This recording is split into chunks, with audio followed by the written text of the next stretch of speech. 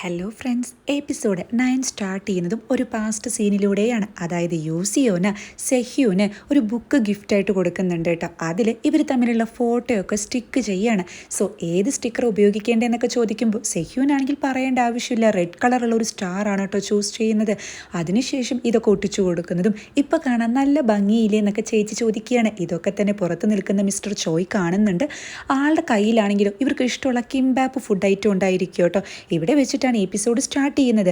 സെഹ്യൂൻ ആണെങ്കിൽ എണീക്കുന്ന ടൈമിൽ ജെഹ്യൂൻ ഇവൾക്ക് കൊടുത്ത ആ ഒരു വാച്ച് ഉണ്ടല്ലോ, അലാം വാച്ച്, അത് അവിടെ ടേബിളിൽ ഇരിക്കുന്നുണ്ടായിരിക്കും. കൂടെ ഒരു കുറിപ്പും, അതായത് ഇത് ധരിക്കണം എന്നായിരിക്കട്ടെ ഇവൻ അവിടെ എഴുതി വെച്ചിട്ടുണ്ടായിരിക്കുക. ആ ടൈമിലാണ് മിസ്റ്റർ ചോയ് വിളിക്കുന്നത്. എൻ്റെ മോള് നന്നായിട്ട് ഉറങ്ങിയിട്ടില്ലേ? പിന്നെ ഞാൻ ബക്കറ്റൊക്കെ അങ്ങോട്ട് കൊടുത്തയച്ചിട്ടുണ്ട്, കിട്ടിയിരുന്നു എന്നൊക്കെ ചോദിക്കുന്ന ആളാണെങ്കിൽ നമുക്ക് ഇനിയും കുറേ പണി ബാക്കിയുണ്ട്, എല്ലാ കാര്യങ്ങളും കംപ്ലീറ്റ് ചെയ്യേണ്ടതെന്ന് ചോദിക്കുമ്പോൾ ഇവളാണെങ്കിലും ഇനി നിങ്ങളുടെ ഹെൽപ്പൊന്നും വേണ്ട, ഞാൻ തന്നെ ചെയ്തോളാം എന്നാണ് പറയുന്നത്. പറഞ്ഞതുപോലെ എൻ്റെ മകളിപ്പോൾ വലിയ കുട്ടിയായല്ലോ, അതുകൊണ്ട് തന്നെ ചെയ്യാനുള്ള പ്രാപ്തിയൊക്കെ ഉണ്ട്. പക്ഷേ എനിക്കറിയാം എൻ്റെ മോൾ എൻ്റെ അടുത്തേക്ക് തന്നെ വരുമെന്ന് പറയുമ്പോഴേക്കും ഇവൾ ദേഷ്യത്തിൽ ഫോൺ കട്ട് ചെയ്യുന്നുണ്ട്. അതിനുശേഷം ഇവൻ കൊടുത്ത വാച്ച് ധരിക്കുന്നുണ്ട് കേട്ടോ. ഇതേ ടൈമിൽ പോലീസ് സ്റ്റേഷനിലാണെങ്കിൽ ഇവരുടെ മെയിൻ സാറ് വന്നിട്ട് ക്വസ്റ്റ്യൻസ് ഒക്കെ ചോദിക്കുന്നുണ്ട്. അതായത് ലാസ്റ്റ് വിക്ടിമിൻ്റെ അടുത്തുനിന്ന് ഒരു ഫോട്ടോ കിട്ടി, അത് അനലൈസ് ചെയ്തെന്നൊക്കെ ചോദിക്കുമ്പോൾ ഈ ജെഹ്യൂൻ്റെ സീനിയർ ഉണ്ടല്ലോ, ആളാണെങ്കിൽ നൈസായിട്ട് ഇവൻ ആ പഴയ കേസ് എടുത്തിടാതിരിക്കാൻ വേണ്ടിയിട്ട് എന്തൊക്കെയോ പറഞ്ഞ് ഒപ്പിക്കുകയാണ് കേട്ടോ. എന്നാൽ ഈ റിപ്ലൈ കേൾക്കുമ്പോൾ മെയിൻ സാറിന് അത്ര തൃപ്തി വരുന്നില്ല കേട്ടോ. അപ്പോൾ ആളാണെങ്കിൽ ഇതിനെ പറ്റിയിട്ട് ജെഹ്യൂനോട് ചോദിക്കുകയാണ്. അപ്പോൾ ഇവൻ പറയുന്നുണ്ട് ആ ഒരു ഫോട്ടോ ഒക്കെ അനലൈസ് ചെയ്തപ്പോൾ അത് ഇന്ന ഒരു പോർട്ടിലാണ് വരുന്നത്. ഇത് കേൾക്കുമ്പോഴേക്കും ഇവരുടെ സീനിയർ സാറാണെങ്കിൽ ആ പോർട്ടിലാണ് വരുന്നത്, കാരണം ഈ ഡെഡ് ബോഡീസ് എന്നൊക്കെ സോഡിയം കണ്ടെത്തിയിരുന്നു, അതുകൊണ്ട് ആ ഭാഗത്തൊക്കെ ഒന്ന് സെർച്ച് ചെയ്യണമെന്ന് പറയുമ്പോൾ ഇവനിടയിൽ കയറി പറയുന്നുണ്ട് കേട്ടോ. അതായത് മുന്നത്തെ ആ ഒരു കേസുമായിട്ട് എനിക്ക് എന്തൊക്കെയോ സാമ്യം തോന്നുന്നുണ്ട്, അത് ചെക്ക് ചെയ്യണം എന്നൊക്കെ. പക്ഷേ ഈ സാറാണെങ്കിൽ ശരി 1 വീക്കിൻ്റെ ഉള്ളിൽ എത്രയും പെട്ടെന്ന് ആളെ കണ്ടെത്തണം, ഇപ്പം തന്നെ തലവേദന പിടിച്ചിരിക്കുക എന്നൊക്കെ പറഞ്ഞു പോകുമ്പോൾ ഈ മെയിൻ സാറാണെങ്കിൽ അല്ല നിനക്ക് വേറെ ഒരു പണിയിൽ ഇനി ഈ കാര്യമൊക്കെ അയാളുടെ അടുത്തുകൂടി എത്തിക്കണമെന്നൊക്കെ ചോദിച്ച് ചൂടാവുകയാണ്. ഇത് കേൾക്കുന്ന ജെഹ്യൂനാണെങ്കിൽ സാറിന് ഇപ്പോഴും മനസ്സിലായില്ലേ, 2 കേസിലും ഈ പാൻക്രേനിയം എന്ന് പറയുന്ന ആ ഒരു ഡ്രഗ്സ് കണ്ടെത്തിയിട്ടുണ്ട്, ഈ കേസുകൾ തമ്മിൽ നല്ല സിമിലാരിറ്റീസ് ഉണ്ടെന്നൊക്കെ പറയുമ്പോൾ ഇവൻ്റെ ഈ സാറാണെങ്കിലും സോളിലുള്ള സദേൺ പോലീസിൽ തൻ്റെ ഒരു ഫ്രണ്ട് ഉണ്ടല്ലോ, ആൾ ഈ കേസിനെ പറ്റിയിട്ടൊക്കെ നന്നായി റിസർച്ച് ചെയ്തിട്ടുണ്ട്, ഇവർ അന്വേഷിച്ചതായിരുന്നു, ആളെ പോയി കണ്ടിട്ടൊന്ന് ഹെൽപ്പ് ചോദിക്കുക, അല്ലാതെ ഇവിടുന്ന് ആര് ഹെൽപ്പ് ചെയ്യുന്നൊന്നും വിചാരിക്കേണ്ടെന്ന് പറയുമ്പോൾ ജിന്നാണെങ്കിൽ അപ്പം എങ്ങനെയാ നമുക്ക് അങ്ങോട്ട് പോയാലോ, ചോദിച്ച് കളയാന്ന് അവിടെ പറയുന്നുണ്ട്. ഈ ടൈമിലൊക്കെ തന്നെ ജെഹ്യൂൻ ആകെ കൺഫ്യൂസ്ഡ് ആയിരിക്കും കേട്ടോ. സെഹ്യൂനെ പറ്റിയിട്ട് ഒരു കാര്യം ഇവന് കത്തുന്നില്ല. ഇവളാണെങ്കിൽ ലാസ്റ്റ് ടൈം പറഞ്ഞിരുന്നു താങ്കൾ നല്ലൊരു വ്യക്തിയാണെന്നും ഇതൊരിക്കലും ഗിവ് അപ്പ് ചെയ്യരുതെന്നും. ഇതൊക്കെ ആലോചിക്കുന്ന ഇവനാണെങ്കിൽ എന്നാലും എന്തുകൊണ്ടായിരിക്കും ഇവർ അങ്ങനെ പറഞ്ഞെന്നൊക്കെയാണ് കേട്ടോ ചിന്തിക്കുന്നത്. അതിനുശേഷം സെഹ്യൂനെ വിളിക്കുന്നുണ്ട്, പക്ഷേ ഇവൾ കോൾ അറ്റൻഡ് ചെയ്യുന്നില്ല. സെഹ്യൂനാണെങ്കിലോ വീടിൻ്റെ പുറത്തേക്ക് ഇറങ്ങുന്നതും ആ ബക്കറ്റ് അവിടെ ഉപേക്ഷിക്കുന്നുണ്ട് കേട്ടോ. അതിനുശേഷം നടന്നു പോകുന്നത് മിസ്റ്റർ ചോയ് കാണുന്നുണ്ട്. എന്നാൽ മിസ്റ്റർ ചോയിയെ ഇവൾ കാണുന്നില്ല. ഈ മിസ്റ്റർ ചോയുടെ കടയിലേക്കാണെങ്കിൽ ഡെയിലി വരാറുള്ളൊരു ലേഡി അങ്ങോട്ട് വരുന്നുണ്ട് കേട്ടോ. അതായത് ഇവരുടെ മകൻ എന്തോ പട്ടണത്തിൽ വർക്ക് ചെയ്യാണ്, സോ ലീവ് കിട്ടുന്നുണ്ട്, തൻ്റെ അടുത്തേക്ക് വരുന്നുണ്ടെന്നൊക്കെ പറഞ്ഞ് കുറച്ച് ഡ്രസ്സൊക്കെ കൊടുക്കാൻ വരുന്നതാണ്. ഇതൊക്കെ കേൾക്കുമ്പോൾ ചോയ്ക്ക് അങ്ങ് സന്തോഷം വരുന്നുണ്ട് കേട്ടോ. നിങ്ങളെ കാണുമ്പോൾ എനിക്ക് ശരിക്കും കുശുമ്പാ തോന്നുന്നേ, ഇത്രയും സ്നേഹമായിട്ടുള്ള മകനൊക്കെ ഇല്ലയെന്ന് പറയുന്നതും ഈ ലേഡി നല്ല ഹാപ്പിയൊക്കെ ആയിരിക്കും. ഇവളാണെങ്കിലും നേരെ പോകുന്നത് ഈ DNA സാമ്പിൾസൊക്കെ ചെക്ക് ചെയ്യുന്ന ഒരു ഓഫീസിലേക്കായിരിക്കും കേട്ടോ. അതിനുശേഷം ഇവൾക്ക് ഇതുവരെ കിട്ടിയ സാമ്പിൾസിൻ്റെ ഒക്കെ ലിസ്റ്റ് വേണമെന്ന് പറയുമ്പോൾ അത്യാവശ്യമാണോ അല്ല ആ ടേബിളിലുള്ളവനെ പുറത്തേക്കൊന്ന് പോയിരിക്കുക, അത്യാവശ്യമാണെങ്കിൽ വിളിച്ചു കൊണ്ടുവരാമെന്ന് പറഞ്ഞ് ഇയാൾ നൈസായിട്ട് പുറത്തേക്ക് പോകുമ്പോൾ ഇവളാണെങ്കിലും സാമ്പിൾസൊക്കെ എവിടെ ഇരിക്കുന്നതെന്ന് അറിയാലോ, അതുകൊണ്ട് തന്നെ അതിലൊരു സാമ്പിൾ എന്തോ എടുത്തിട്ട് ഇവൾ കളക്ട് ചെയ്ത ആ ഒരു ഹെയർ ഉണ്ടല്ലോ അത് ഇതിൽ ഉപേക്ഷിക്കുകയാണ് കേട്ടോ. കറക്റ്റ് ആ ടൈമിൽ ഇവനാണെങ്കിൽ ആ ഒരു കൊളീഗിനെ വിളിച്ചു കൊണ്ടുവരുന്നതും ഇവൾ ഗ്ലൗസൊക്കെ ഇട്ടിട്ടാണ് ഇത് ചെയ്യുന്നത്. നൈസായിട്ട് ഡോർ അങ്ങ് അടയ്ക്കുകയാണ്. ഇവരകത്തേക്ക് കിടക്കുമ്പോൾ ഇവളുടെ കയ്യിൽ ഗ്ലൗസ് ഊരിയിട്ടുണ്ടായിരിക്കില്ല കേട്ടോ. ഇവർ കാണാതെ അത് ഊരുന്നതും ഇവരുടെ ശ്രദ്ധ മാറ്റിയിട്ട് ആ ഡോറൊക്കെ അടയ്ക്കുന്നുണ്ട് കേട്ടോ. ഇതേ ടൈമിൽ മിസ്റ്റർ ചോയി ആണെങ്കിൽ എന്തോ ഒരു പാഴ്സൽ ഈ പോലീസ് സ്റ്റേഷൻ്റെ അവിടെ ഉപേക്ഷിക്കാൻ വേണ്ടി വരുന്നുണ്ട് കേട്ടോ. ഡ്രസ്സുമായിട്ടാണ് വരുന്നത്. അപ്പോൾ അങ്ങോട്ട് വരുന്നൊരു പോലീസുകാരനാണെങ്കിൽ അയ്യോ ഇത് ഞാൻ കൊടുത്തേക്കാന്നൊക്കെ പറയുമ്പോൾ മാക്സിമം ഇയാളത് കൊടുക്കാതിരിക്കാനൊക്കെ നോക്കുന്നുണ്ട് കേട്ടോ. ആ ഒരു പാഴ്സൽ എങ്ങനെയെങ്കിലും അവിടെ വെക്കണമല്ലോ, അങ്ങനെ 1ഉം 2ഉം ഒക്കെ പറഞ്ഞ് നൈസായിട്ട് ഈ പോലീസുകാരൻ കാണാതെ ഒരു പാഴ്സൽ അവിടെ വെക്കുന്നുണ്ട്. ഈ പോലീസുകാരനോട് അല്ല കേസിനെ പറ്റി എന്താ വല്ല ഇൻഫോർമേഷൻസും കിട്ടിയോന്നൊക്കെ ചോദിക്കുമ്പോൾ എന്തു പറയാൻ, ഭയങ്കര സെർച്ചിങ്, ഒരു തുമ്പും കിട്ടിയിട്ടില്ല എന്നൊക്കെ അവിടെ പറയുന്നുണ്ട്. ബെസ്റ്റ് ആളോടാ പറയുന്നത്. സെഹ്യൂനാണെങ്കിൽ ഓഫീസിലേക്ക് വരുമ്പോൾ അവിടെ മെയിൻ ഡോക്ടർ ഉണ്ടായിരിക്കും കേട്ടോ. തൻ്റെ ഫേസ് എന്താ ഇങ്ങനെ ഇരിക്കുന്നത്, എന്തെങ്കിലും പ്രശ്നമുണ്ടോ എന്നൊക്കെ ചോദിക്കുന്നതും, അല്ല നീ സാമ്പിൾസിൻ്റെ ഫുൾ ലിസ്റ്റ് ചോദിച്ചല്ലോ, എന്താ എന്തെങ്കിലും സംശയമുണ്ടോ എന്ന് ചോദിക്കുന്ന ഈ ഡോക്ടറോട് ജസ്റ്റ് ഒന്നുകൂടി റീചെക്ക് ചെയ്യാനാണെന്ന് ഇവള് പറയുകയാണ്.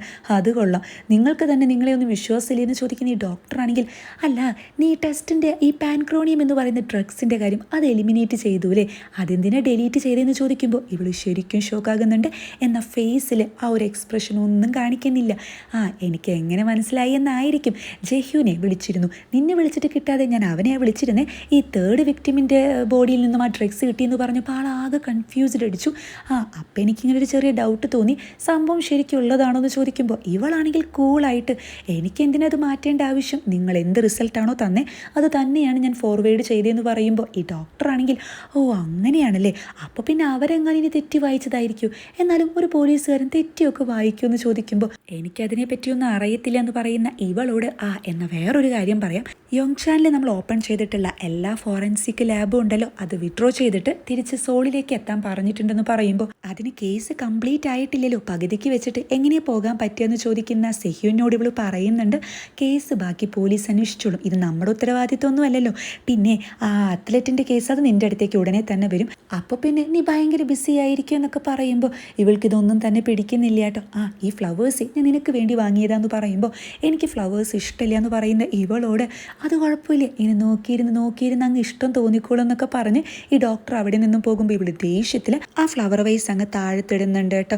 ഈ ജെഹ്യൂനും ജിന്നു ആണെങ്കിൽ ഇവരുടെ ആ ഒരു കൊളീഗ് ഉണ്ടല്ലോ സദേൺ പാർട്ടിലുള്ള ആളെ വെയിറ്റ് ചെയ്ത് നിൽക്കുന്നതും, ജിന്നാണെങ്കിൽ അല്ല ഞാൻ രാവിലെ മുതൽ ശ്രദ്ധിക്കുന്നത് നീ കാര്യമായിട്ട് എന്തോ ചിന്തിക്കുന്നുണ്ടല്ലോ, എന്തെങ്കിലും പ്രശ്നമുണ്ടോ എന്ന് ചോദിക്കുമ്പോൾ ഒരു കുഴപ്പമില്ല എന്ന് ജെഹ്യൂൻ അവിടെ പറയുന്നുണ്ട്. പിന്നീട് ഇവൻ്റെ കൊളീഗ് കൂടിയായിരുന്ന ഇവൻ്റെ സാറൊക്കെ ആയിരുന്ന ഒരാളിനെ കാണുന്നുണ്ട് കേട്ടോ. അപ്പോൾ ആൾക്കും ഈ കേസ് വീണ്ടും ഓപ്പൺ ചെയ്യാൻ ഒരു ഇൻട്രസ്റ്റ് ഉണ്ടായിരിക്കില്ല കേട്ടോ. അപ്പോൾ ഇവരാണെങ്കിൽ കാര്യങ്ങളൊക്കെ പറയുന്നതും, ശരി ഞാൻ എൻ്റെ ടീമിനോട് സംസാരിച്ച് ജസ്റ്റ് അവരെ കൊണ്ടൊന്ന് സമ്മതിപ്പിക്കാൻ നോക്കാം, പക്ഷെ ഉറപ്പൊന്നുമില്ല എന്ന് പറഞ്ഞാണ് അവിടെ നിന്നും പിരിയുന്നത്. തൻ്റെ കള്ളത്തരം ജെഹ്യൂൻ മനസ്സിലാക്കിയെന്ന് മനസ്സിലാക്കുന്ന സെഹ്യൂനാണെങ്കിലും ഇവനെ വിളിച്ചാലോ എന്നൊക്കെ വിചാരിച്ച് ഫോൺ എടുക്കുന്നുണ്ട് കേട്ടോ, പക്ഷെ വിളിക്കുന്നില്ല. ഇതേ ടൈമിൽ ഓഫീസിൽ ഇവരെല്ലാവരും തിരിച്ചെത്താണ്. എന്തായി അന്വേഷണം എന്നൊക്കെ ചോദിക്കുമ്പോൾ ഇവരങ്ങ് ക്ഷീണിച്ചു പോകുന്നുണ്ട് കേട്ടോ. ഈ നൂഡിൽസ് തലയനാണ് ആ പാഴ്സൽ കിട്ടുന്നത്, അതായത് ചോയ് വെച്ച പാഴ്സൽ കേട്ടോ.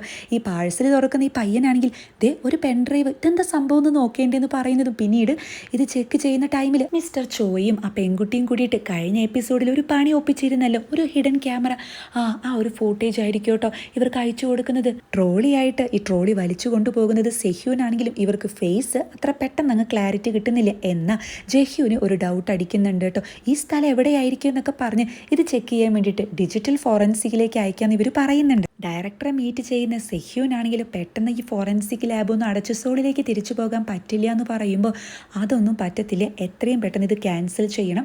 അല്ല നീ എന്തിനാ ആ ഒരു റിസൾട്ട് ആ ഒരു ഡ്രഗ്സിൻ്റെ കാര്യമൊക്കെ അങ്ങ് എലിമിനേറ്റ് ചെയ്ത്, ഇതൊക്കെ ഞാൻ അറിയില്ല എന്നാണോ വിചാരിച്ചതെന്നൊക്കെ ചോദിച്ച് സംസാരിക്കുന്ന ടൈമിൽ ഇവളാണെങ്കിലും നേരത്തെ ഈ മിൻഹു മരിച്ചു കിടക്കുന്ന ടൈമിൽ ഇവർ പറയുന്നുണ്ട്, അതായത് ആ ഒരു ഡ്രഗ്സിൻ്റെ കേസ് ഉണ്ടല്ലോ ഒരു അത്ലറ്റിൻ്റെ, അത് ഇവനെ അറ്റൻഡ് ചെയ്തതെന്നൊന്നും പറയേണ്ട എന്നും, എന്തെങ്കിലും പ്രശ്നം വന്നാൽ ഞാൻ ടേക്ക് കെയർ ചെയ്തോളാം എന്നൊക്കെ ഈ സാറ് പറഞ്ഞത് ഇവൾ വോയിസ് റെക്കോർഡ് ചെയ്തിട്ടുണ്ടായിരിക്കും. ഇത് കാണിച്ചു കൊടുക്കുന്ന ടൈമിൽ അല്ല നീ എന്താ ഉദ്ദേശിക്കുന്നത്, എനിക്ക് ഇപ്പോൾ ഒന്നും ചെയ്യാൻ കഴിയില്ല, ഇത്രയും നീ ഇങ്ങനെ നിൽക്കുന്നത് തന്നെ എൻ്റെ ഒരു പ്രൊട്ടക്ഷൻ ഉള്ളത് കൊണ്ടാണ്, എന്നിട്ടിപ്പോൾ ഞാൻ എന്താ പറയുന്നത്, ഇതൊക്കെ മാറ്റിയിട്ട് അത്ലറ്റിൻ്റെ കേസുമായിട്ട് അങ്ങോട്ട് മുന്നോട്ട് പോകാൻ, അല്ലെങ്കിൽ പ്രശ്നമാകും എന്നൊക്കെ പറയുമ്പോൾ ഇവളാണെങ്കിലും അങ്ങനെയാണെങ്കിൽ ഇത്രയും കഷ്ടപ്പെട്ടിട്ട് നിങ്ങൾ എന്നെ പ്രൊട്ടക്റ്റ് ചെയ്യേണ്ട ആവശ്യമില്ല, എനിക്ക് എന്നെ പ്രൊട്ടക്റ്റ് ചെയ്യാൻ അറിയാം, ഇനി ഉണ്ടാകുന്ന കാര്യങ്ങൾക്കൊക്കെ നിങ്ങൾ തന്നെയായിരിക്കും ഫേസ് ചെയ്യേണ്ടി വരിക, അതിനെ എൻ്റെ കൂട്ട് പിടിക്കേണ്ടെന്ന് പറഞ്ഞ് ചെറിയൊരു ഭീഷണിയൊക്കെ പെടുത്തി അവിടെ നിന്ന് പോകുമ്പോൾ ഈ ഡയറക്ടർക്ക് അങ്ങ് ദേഷ്യമാകുന്നുണ്ട്. പോലീസ് സ്റ്റേഷനിലാണെങ്കിലും ഒരു സ്യൂട്ട് കേസ് ആണല്ലോ ഇങ്ങനെ തള്ളിക്കൊണ്ടു പോകുന്നത്. അപ്പോൾ ഈ 4ാമത്തെ വിക്ടിമിൻ്റെ ബോഡി എങ്ങാനും കിട്ടിയോന്ന് ചോദിക്കുന്നതും ഇതുവരെ കിട്ടിയിട്ടില്ല എന്ന് പറയുന്ന ടൈമിലാണ് ഈ ഫോറൻസിക് ലാബൊക്കെ യോങ്ചാനിൽ നിന്ന് വിഡ്രോവൽ ചെയ്യണമെന്നുള്ളൊരു നോട്ടീസ് ഇവർക്ക് എത്തുന്നത് കേട്ടോ.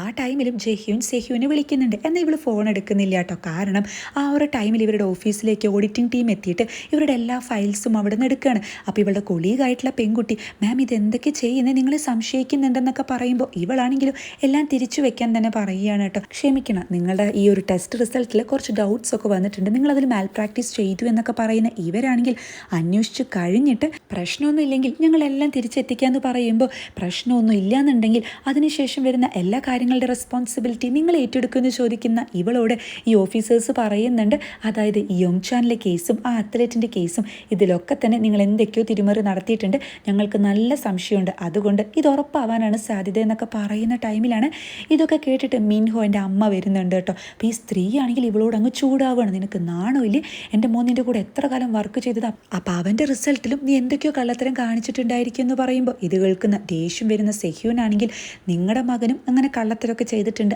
അതെന്താ അറിയത്തില്ലെന്നാണ് കേട്ടോ തിരിച്ച് ചോദിക്കുന്നത്. അതായത് ആ ഒരു അത്ലറ്റിൻ്റെ കേസ് ആദ്യം മിൻഹോയുടെ അടുത്തേക്കാണല്ലോ വരുന്നത്. അപ്പോൾ ഈ ലേഡിയാണെങ്കിൽ ദേഷ്യത്തിൽ ഇവൾ അടിക്കുന്നുണ്ട് കേട്ടോ, എല്ലാവരും ഷോക്കാവുകയാണ്. അപ്പോൾ ഇവളാണെങ്കിലും നിങ്ങളെ തല്ലിയത് കൊണ്ട് മകൻ ചെയ്ത കാര്യമൊന്നും ഇല്ലാതാവില്ല, അതുകൊണ്ട് മറ്റുള്ളവരെ ബ്ലെയിം ചെയ്യാതെ സത്യം വരുന്നത് വരെ വെയിറ്റ് ചെയ്യണം എന്നൊക്കെ പറഞ്ഞ് സംസാരിക്കുന്നതും വീണ്ടും ഈ സ്ത്രീ അടിക്കാൻ നോക്കുന്ന ടൈമിൽ ഇവൾ കൈ പിടിച്ചിട്ടൊക്കെ അങ്ങ് മാറ്റുന്നുണ്ട് കേട്ടോ. ജിന്നും ടീമാണെങ്കിലും അതായത് ഡിജിറ്റൽ ഫോറൻസിക്കിലേക്ക് ആ ഒരു വീഡിയോ അയച്ചിട്ടുണ്ട്, ആ ഒരു ട്രോളിയായിട്ട് പോകുന്ന ആ ഒരു സ്ഥലം ഏതാണെന്ന് മനസ്സിലാക്കാൻ വേണ്ടിയിട്ട്. സോ ആ ഒരു സ്ഥലം ഏതാണെന്ന് വിളിച്ചു പറയുമ്പോൾ ഈ അഡ്രസ്സ് എവിടെയോ കേട്ടിട്ടുണ്ടല്ലോ എന്നാണ് കേട്ടോ ഇവർ ചിന്തിക്കുന്നത്. ആ ടൈമിലാണ് ജിന്നിന് കാര്യം കത്തുന്നത്, ഇത് ആ സ്റ്റോക്കറിൻ്റെ അല്ലേന്ന് ചോദിക്കുന്നതും. അതായത് ഇവർ നേരത്തെ സസ്പെക്റ്റായിട്ട് ഒരാളെ പിടിച്ചുവല്ലോ, പിന്നീട് ഈ ജിന്നായിട്ട് തല്ലൊക്കെ ഉണ്ടായത് ഓഫീസിൽ വെച്ചിട്ട്. സോ അയാളാണെന്ന് മനസ്സിലാക്കി അയാളുടെ വീട്ടിലേക്ക് ഇവർ വെച്ചു പിടിക്കുന്നുണ്ട്. ഇതേ ടൈമിൽ ഇവരുടെ ഓഫീസിലാണെങ്കിൽ സാധനങ്ങൾ മൊത്തം അലങ്കോലായിട്ട് കിടക്കുകയാണ്.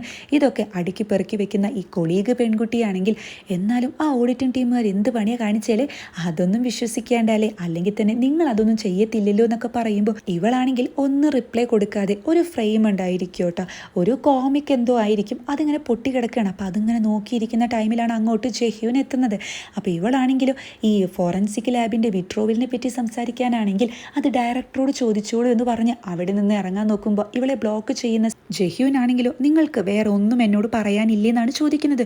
എനിക്കൊന്നും പറയാനില്ല എന്ന് ഇവൾ പറയുന്ന ടൈമിൽ ആ ഡ്രഗ്സിൻ്റെ കാര്യം അതെന്തിനാണ് നിങ്ങൾ ടെസ്റ്റിൽ നിന്നും മാറ്റിയെന്ന് ഇവൻ ഡയറക്റ്റ് അങ്ങ് ചോദിക്കുകയാണ് കേട്ടോ. അപ്പോൾ ഇവളാണെങ്കിലും ജസ്റ്റ് ഈ ഡ്രഗ്സിൻ്റെ പേരിൽ നിങ്ങൾ എന്നെ ഡൗട്ട് അടിക്കുകയാണോ എന്ന് ചോദിക്കുമ്പോൾ ഇവനൊന്നും തന്നെ മിണ്ടുന്നില്ല.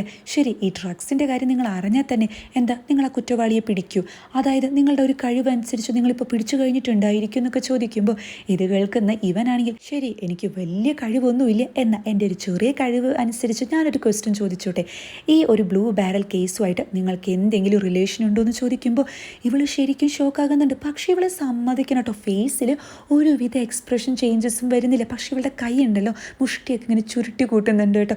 ഇവളാണെങ്കിൽ എനിക്കുമായിട്ട് ഒരു ബന്ധമില്ല എന്ന് പറയുമ്പോൾ അപ്പോഴും അവിടെ കുറേ ക്വസ്റ്റ്യൻസ് ബാക്കിയാകുന്നുണ്ടല്ലോ എന്ന് ചോദിക്കുന്ന ഇവനാണെങ്കിൽ അതായത് നിങ്ങളുടെ കൊളീഗ് ടാർഗറ്റ് ആകുന്നു, മൂന്നാമത്തെ വിക്ടിമ നിങ്ങളുടെ ആ ഒരു അപ്പാർട്ട്മെൻറ്റിൽ നിന്ന് ഫ്രണ്ടിൽ നിന്നും കിട്ടുന്നു, അതുപോലെ ആ ഒരു ബ്ലൂ ബക്കറ്റ്, പിന്നെ ഏറ്റവും ലാസ്റ്റത്തെ വിക്ടിമിൻ്റെ കയ്യിൽ നിന്ന് ആ ഫോട്ടോ കിട്ടിയപ്പോൾ നിങ്ങൾ ശരിക്കും ഞെട്ടിയത് ഞാൻ ശ്രദ്ധിച്ചതാണ്, അതൊക്കെ എന്താ എന്ന് ചോദിക്കുമ്പോൾ ഷോക്കാവേ ഇല്ലല്ലോ എനിക്ക് ഞെട്ടലൊന്നും ഉണ്ടായില്ല എന്ന് പറയുന്ന ഇവളോട് ശരി അങ്ങനെയാണെങ്കിൽ ആ ഫോട്ടോയിൽ കാണുന്ന പെൺകുട്ടി അത് നിങ്ങൾക്ക് അറിയത്തില്ലെന്ന് ചോദിക്കുമ്പോൾ ഇല്ല എനിക്കറിയത്തില്ല എന്ന് പറയുന്ന സെഹ്യൂന് നേരെ ഇവൻ ആ വീഡിയോ കാണിച്ചു കൊടുക്കുന്നുണ്ട് കേട്ടോ. ഇതിൻ്റെ അർത്ഥം എന്താണെന്ന് ചോദിക്കുമ്പോൾ ഇവളാണെങ്കിൽ ഞാൻ ഓൾറെഡി എനിക്ക് പറയാനുള്ളത് പറഞ്ഞു, ഇനി ഒന്നും തന്നെ പറയാനില്ല എന്ന് പറയുമ്പോൾ ഇവനാകെ കൺട്രോളൊക്കെ പോകുന്നുണ്ട് കേട്ടോ. നിങ്ങൾക്ക് അറ്റ്ലീസ്റ്റ് കുറച്ചെങ്കിലും ജസ്റ്റിഫൈ ചെയ്യുന്ന ആൻസേഴ്സ് തന്നൂടെ, അതായത് നിങ്ങളെനിക്ക് വിശ്വസിക്കണമെന്നുണ്ട്, കാരണം നിങ്ങൾ ഇനി ഒരു വിക്ടിം വരാതിരിക്കാൻ വേണ്ടിയിട്ട് നിങ്ങളുടെ കൊളീഗിൻ്റെ കേസ് പോലും നന്നായിട്ട് തെളിയിച്ചിട്ടുള്ള ആളാണ്, നിങ്ങളിൽ എനിക്ക് പരിപൂർണ്ണ വിശ്വാസമുണ്ട്. പക്ഷേ എന്തെങ്കിലും ഒരു മൊഴി തരുന്ന ടൈമിൽ കുറച്ചെങ്കിലും വിശ്വസിക്കാൻ പറ്റുന്നത് വേണ്ടേ, അറ്റ്ലീസ്റ്റ് നിങ്ങൾ എന്തൊക്കെയോ മറക്കുന്നുണ്ട്, അറ്റ്ലീസ്റ്റ് എന്നോടെങ്കിലും സത്യം പറഞ്ഞൂടെ, ഇതിപ്പോൾ ഒന്നും വിശ്വസിക്കാൻ പറ്റാത്ത അവസ്ഥയാണ്, ആകെ കുറച്ച് നിങ്ങളോടൊരു ട്രസ്റ്റ് ഉണ്ടായിരുന്നു അതുവരെ പോയി എന്ന് പറയുമ്പോൾ ഓ അങ്ങനെയാണെങ്കിൽ ഇനി നീ എന്നോട് സംസാരിക്കേണ്ട ആവശ്യമില്ല എന്നാണ് കേട്ടോ സെഹ്യൂൻ പറയുന്നത്. അല്ല താങ്കൾ പറഞ്ഞല്ലോ എന്നിലുള്ള ട്രസ്റ്റ് പോയി എന്ന്, അപ്പോൾ പിന്നെ ഈ സംസാരത്തിൻ്റെ ആവശ്യമില്ലല്ലോ എന്ന് പറഞ്ഞിട്ട് ഇവൾ അവിടെ നിന്നും പോകാൻ നോക്കുമ്പോൾ യൂസിയോന ആ പെൺകുട്ടിയെ നിങ്ങൾക്ക് അറിയത്തില്ലെന്ന് ഇവൻ ചോദിക്കുമ്പോൾ ഇവൾ പെട്ടെന്ന് അങ്ങ് ഷോക്കാകുന്നുണ്ട് കേട്ടോ. ഇവളാണെങ്കിലോ ഈ ഒരു കേസിൽ ആ ഒരു കൊലയാളിയെ കണ്ടുപിടിച്ചതിന് ശേഷം നമ്മൾ തമ്മിൽ പിന്നെ ഒരിക്കലും കാണരുതെന്ന് പറഞ്ഞ് ദേഷ്യത്തിലാണ് കേട്ടോ അവിടെ നിന്ന് ഇറങ്ങുന്നത്. എന്നാൽ ദേഷ്യമായിരിക്കില്ല, പകരം ഇവൾ ശരിക്കും കരയുന്നൊരു സീൻ കാണിച്ചിട്ടാണ് എപ്പിസോഡ് 9 അവസാനിക്കുന്നത്.